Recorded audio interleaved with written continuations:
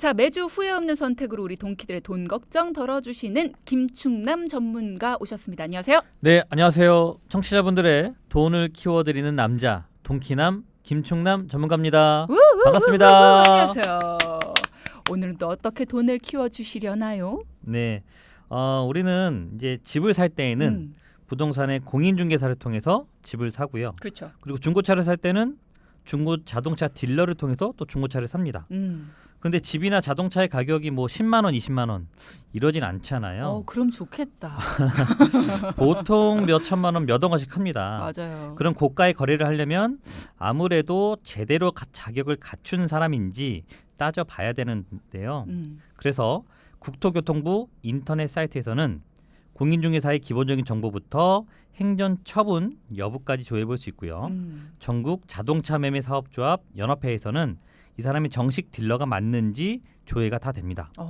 이건 뭐냐면 은행에서 대출 받기 전에 우리 신용도가 조회되는 것처럼 우리도 집이나 중고차를 사기 전에 판매하는 사람의 정보를 조회할 수 있는 겁니다. 그런 거 되게 좋다. 우리 입장에선 거금 쓰는 거잖아요. 네. 그러면 이 사람을 믿어도 되는 건지 정식으로 등록이 된 사람인지 뭐 이런 걸 조회해 봐야지 안심이 되는 거잖아요. 근데 그러면 보험에 가입을 할 때 보통 보험 설계사를 통해 가입을 하잖아요. 그러면 보험 설계사도 등록이 돼 있는 사람인지 이 사람 믿어도 되는 건지 조회가 가능합니까? 네, 가능합니다. 오. 네, 그래서 오늘은 보험 소비자분들에게 도움될 만한 정보를 꿀팁 정보를 가지고 왔습니다. 끝까지 잘 들어봐 주시고요. 네. 청취자분들도 보험 가입 전에 이런 생각 한 번씩 하실 거예요. 아, 이 설계사 믿을 만한 사람인가? 약간 좀 냄새 나나? 막 이런 거. 안 씻었나? 뭔가 깨름칙한 그런 느낌이 있은 적도 있을 텐데 어떻게 보면 보험도 집이나 자동차처럼 고가의 자산입니다. 월 보험료 20만 원씩만 내도 20년이면 4,800 거의 5천만 원 가까이 되는 큰 돈이거든요. 그런 고가의 보험을 가입할 때 2018년도까지만 해도 보험 설계사의 보험 설계사를 금융 소비자분들이 검증할 수 있는 시스템이 없었어요. 그러다 보니까 간혹 뭐 질이 안 좋거나 뭐 실무 경험이 없는 설계사를 만나서 또 가입하고 해지하고 이렇게 반복해서 손해를 보는 경우가 또 있었습니다. 해지를 하게 되면은 손해를 볼 수밖에 없는데 경험이 없는 설계사를 만나서 그러니까 말만 잘하는. 그러니까 이게 진짜 좋은 건지 아닌 건지 잘 모르지만 어쨌든 설득력은 좋은. 네. 그러다 보니까 가입을 하고 또 해지를 하고 2018년도까지는 그런 걸 알아볼 수가 없었군요. 네, 맞습니다. 그러면 보험 설계사를 조회할 수 있는 시스템 어떤 게 생긴 건가요? 네, 다행히 2019년 7월부터 이클린 보험 서비스라는 것이 생겼습니다. 여기에 들어가면 설계사의 경력부터 유지율까지 여러 정보를 다 조회할 수 있는 그런 제도인데요. 다시 한번 말씀드리면 인터넷 창에다가 이클린 보험 또는 이클린 보험 서비스라고 검색하시면 됩니다. 이클린 하니까 왠지 치과 같아요. 네. 이클린.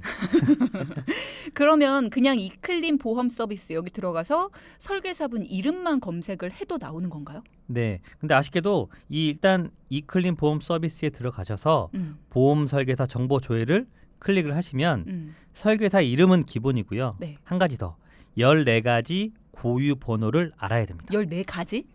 아니 14자리. 14자리. 14자리. 숫자 14자리 고유 번호를 깜짝이야. 알아야 되는데 이게 보통 보험 가입 전에 가입 제안서 같은 걸 받으면 네. 이 14자리 번호가 맨 앞장에 나와 있기도 하고요.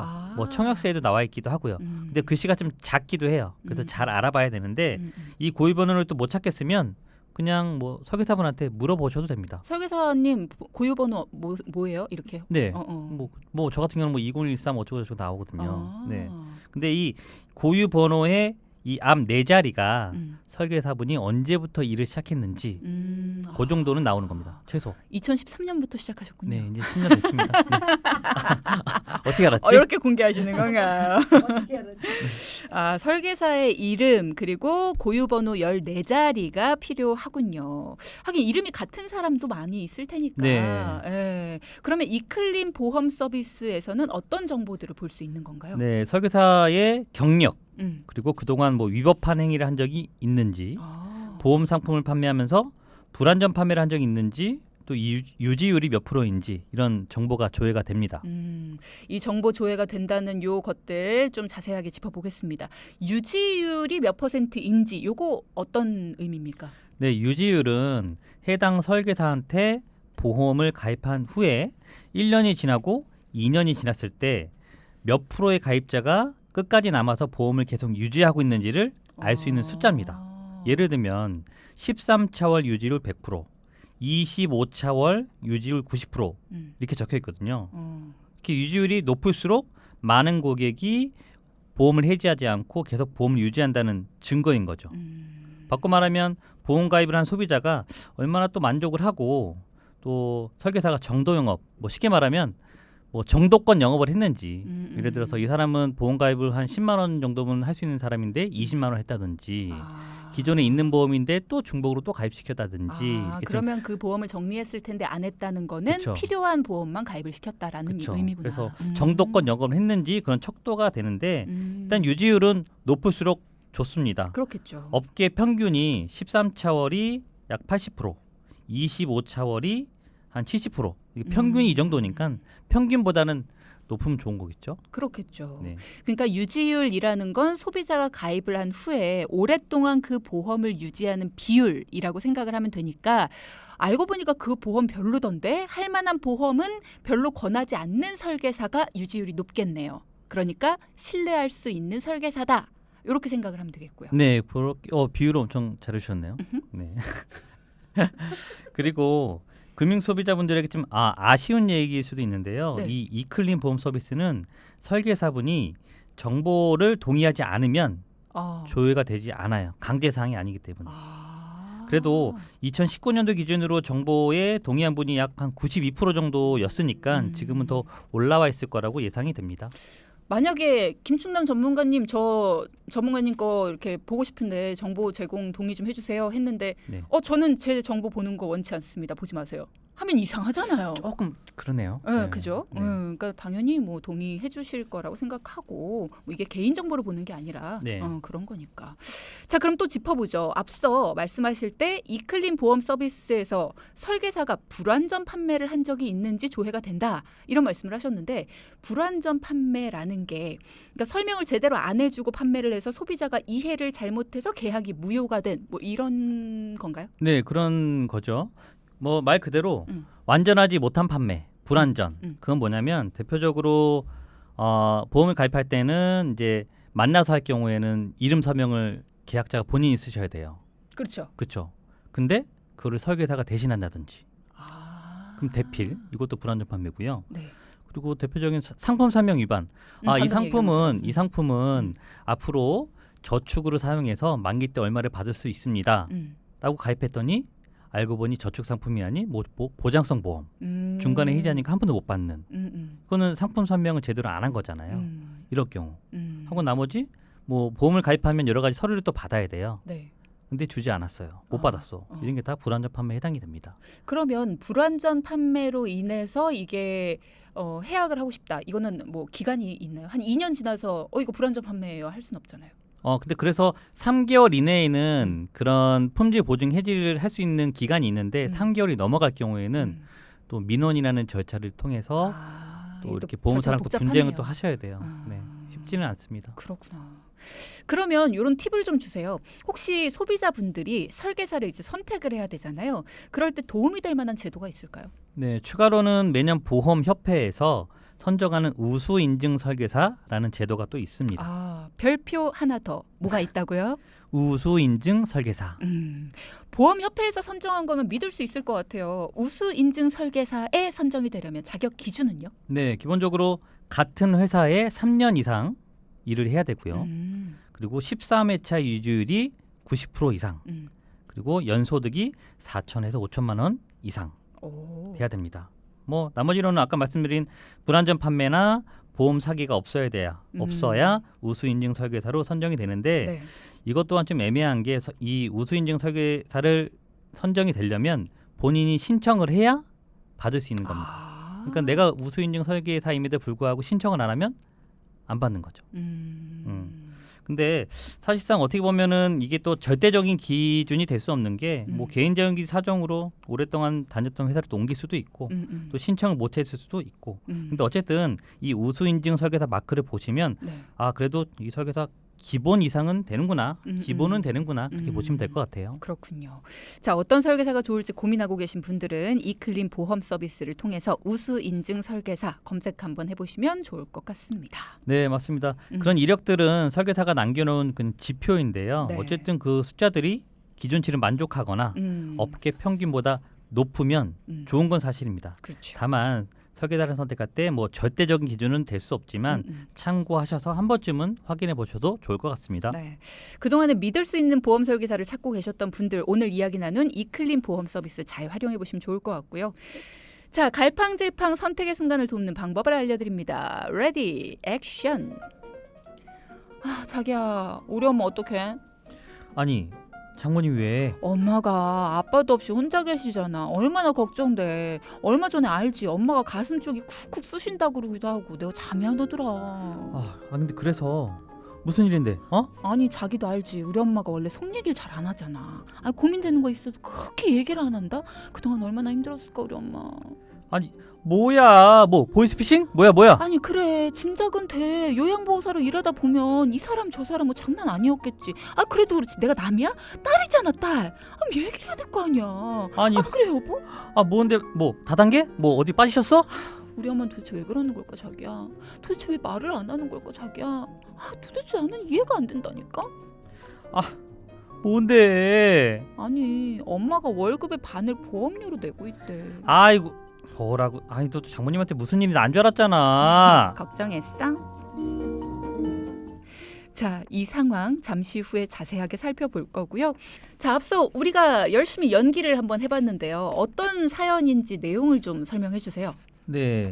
40대 여성분께서 음. 이제 60대 중후반의 어머니가 계신데 네.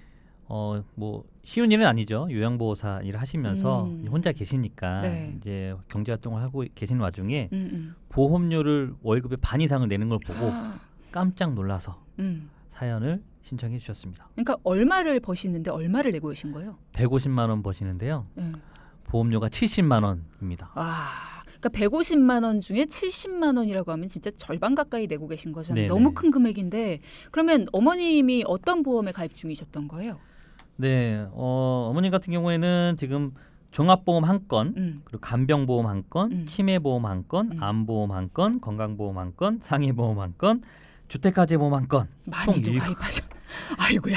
총 7건에 어. 70만 원의 보험료를 납입 중이셨는데요. 정말 건수도 많고 보험료도 너무나 많은 편이셨습니다. 근데 보니까 간병보험, 뭐 치매보험 이런 것들이 자녀들 걱정하는 마음에 가입하신 그런 보험들 같아가지고 뭔가 좀 그런 찐해요. 이유가 거의 100%죠. 좀 많이 좀 짠합니다. 그러니까. 뭐 이유를 여쭤보니까 말씀하신 대로 아니나 다를까 늙어서 자녀들에게 피해 줄까 봐 맨날 걱정하다 보니까 보험을 하나씩 들으신 거죠. 그러다 보니까 이렇게 많이 늘어났습니다. 자, 이거 김충남 전문가가 잘 정리정돈해 주셨겠죠. 믿으면서 어떻게 해결해 주셨는지 들어볼까요? 네. 먼저 2008년도에 가입한 종합보험이 있었는데요. 이 안에는 의료실비부터 암, 뇌졸중, 심근경색, 수술비 이렇게 잘 들어 있었습니다. 그런데 아무리 봐도 보험료가 20만 원이라서 왜 이렇게 보험료가 비싼가 했더니 의료실비가 정말 많이 올랐습니다. 이 20만 원 중에서 의료실비에 해당하는 보험료가 무려 15만 원이나 됐습니다. 와. 2008년도에 가입한 실비는 5년 갱신이라서 15년이 지난 이 2023년 올해가 갱신되는 연도거든요. 이 청취자분들도 보험료가 많이 올랐다고 해서 무조건 해지하시면 안 되고요. 보험사에 전화하셔서 보험가입 상세 내역서, 보험가입 상세 내역서를 꼭 달라고 하세요. 그러면 내가 납입하는 보험료 중에서 도대체 어떤 특약들 때문에 무엇 때문에 이렇게 많이 올랐는지 알 수 있습니다. 아, 상세 내역서를 보면 뭐 때문에 올랐는지를 알 수 있구나. 자, 당황하지 마시고 상세 내역서를 꼼꼼하게 살펴보시기 바랍니다. 그러면은 많이 오른 게 의료실비 때문이었다라고 하셨는데 이거 너무 비싸네. 의료실비를 좀 손 봐야겠네요. 네, 맞습니다. 비싼 이유는 예전 실비라서 본인이 병원 안 가셔도 남들이 많이 가면 같이 오르는 그런 실비라서 많이 오르는 겁니다. 몇 년에 가입하신 건데요? 2008년도입니다. 그래서 2009년도 이전에 가입한 실비는 입원비는 100% 돌려받고요. 통원비는 5천 원 빼고 다 돌려받을 수 있어요. 좋긴 좋은 거네요. 좋아요. 보장이 좋은 건 맞아요. 지금 실비가 병원비의 70에서 80%를 돌려받는 것과 비교하면은 상당히 혜택이 좋은 거죠. 그래서 많은 분들이 혜택이 좋은데 이거를 유지를 해야 하나 말아야 하나 고민을 많이 하실 건데요. 사연 주신 분의 어머니는 보험의 혜택보다는 이 나가는 어마어마한 보험료를 줄이셔야 하는 상황이라서 과감히 전환 실비로 조정을 했습니다. 네. 자, 그럼 다음 자녀들에게 부담 주기 싫어서 가입하셨던 간병보험과 치매보험도 조절을 해주셨죠. 네, 이 간병보험, 치매보험 합친 보험료가 25만 원이나 되거든요.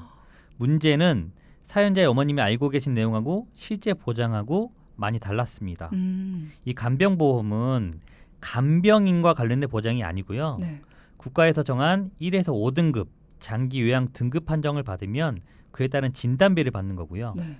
치매보험은 이 경증 치매에서는 진단비가 너무 적었어요. 300밖에 나오지 않더라고요. 그리고 경증 이상을 좀 진단 받아야 되는데 사실상 경증 이상보다는 경증일 확률이 더 높잖아요. 그렇죠. 초기에. 네. 그래서 납입하는 보험료 대비 그리고 알고 계신 보장과 좀 달라서 좀 조정이 필요했습니다.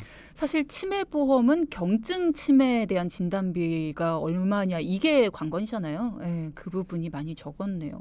25만 원이나 내고 계셨는데 알고 계신 거랑 많이 달랐다니까 속상하셨겠다. 네, 힘들게 버신 돈 열심히 보험료를 내셨는데 사실 어머님은 이 치매나 요양 등급이 아니더라도 그냥 아프거나 다쳤을 때 병원에 그냥 입원했을 때 이때를 대비하고 싶은 마음이 크셨거든요. 그래서 가입을 하신 거라고요? 네, 맞아요. 아이고, 그럼 그런 때를 대비해서 받을 수 있는 그런 보험을 좀 추천을 해주셔야겠네요. 네, 혼자 계신 부모님들이나 직장 때문에 부모님 간호가 어려우신 분들은 지금 제 이야기를 좀 집중해서 들으시면 좋을 것 같습니다. 이 간병인 보험은 실제 간병인을 보내주는 보험하고요.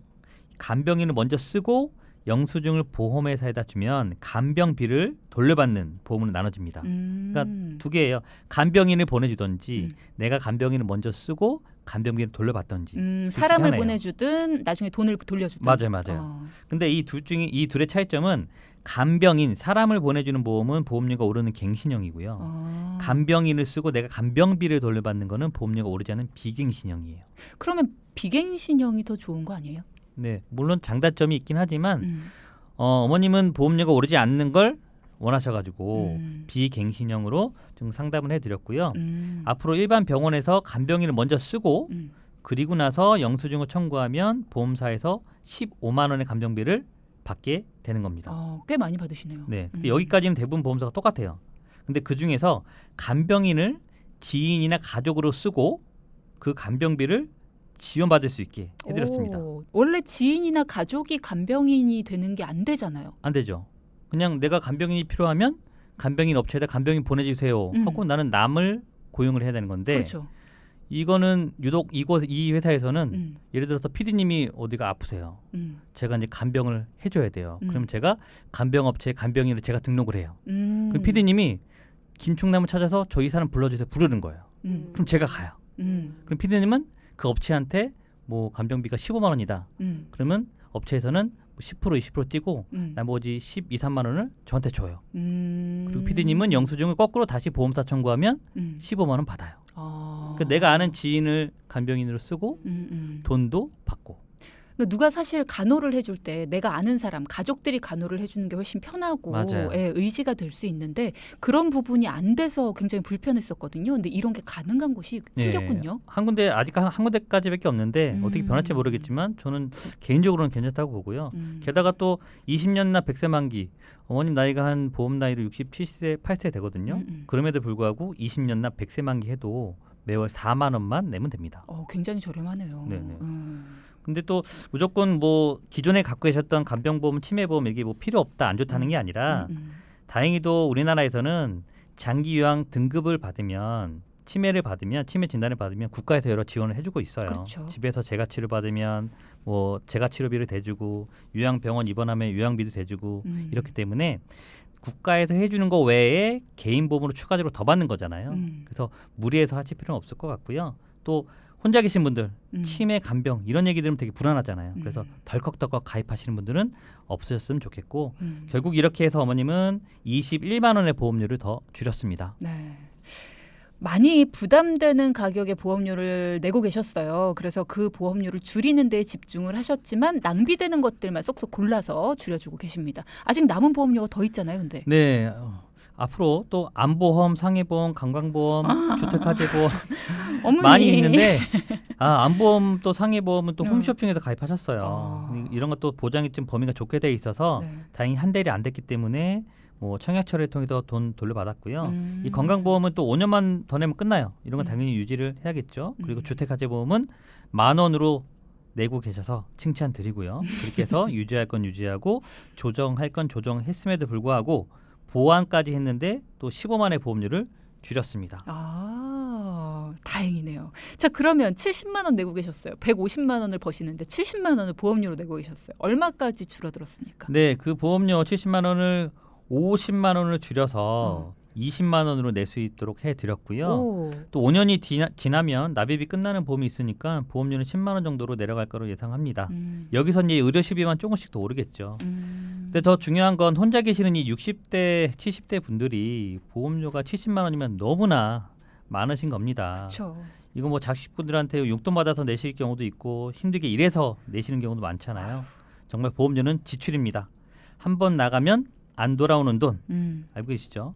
안 아프고 안 다치면 그리고 건강하면 다 없어지는 돈입니다. 정말 소득과 상황에 맞는 적절한 보험을 가입하는 현명한 선택하셨으면 좋겠습니다. 네. 사실 우리가 보험 증권 펼쳐보는 일 드물고요. 내가 보험료 얼마 내고 있지 다 더해보는 일도 상당히 드물어요. 내가 얼마를 내고 있는지 한 달에 얼마가 보험료로 나가고 있는지 정확히 알고 계신 분들은 굉장히 드뭅니다. 저희 방송 들으시면서 내가 증권에 어디를 살펴봐야 되는지 그리고 내가 얼마를 내고 있는지 어떤 게 우리 집 가정경제를 숨막히게 하고 있는지 여러분도 꼭 한번 살펴보시고요. 만약을 위해 들었던 보험인데 그게 우리 집의 돈 흐름을 막고 있지는 않은지 여러분도 꼭 한번 살펴보시고 도움이 필요하시다면 전문가의 도움을 받아보시기 바랍니다. 오늘의 포인트 짚어볼까요? 첫째, 60대, 70대 불안한 마음에 덜컥덜컥 가입하는 보험은 오히려 노년기에 독이 될 수 있습니다. 네.